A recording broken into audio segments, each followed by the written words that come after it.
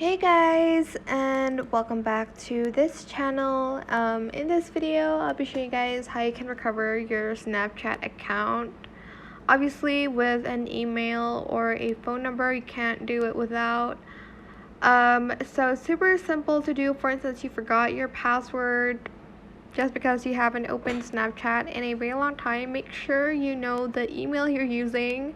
Hopefully it is an email that you've used and you still have. So before we get into this video, please like this video, subscribe to this channel, and turn on the notification bell icon so that you won't miss a video from us. So to do that, you're just going to open up Snapchat, of course. I'll just select use other account here.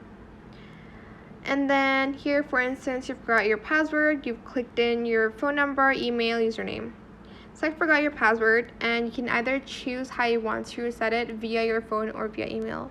I'll just select via email, and then you are going to input the email you've used for your Snapchat account. And hopefully once you've done that, you would have recovered your, your Snapchat account.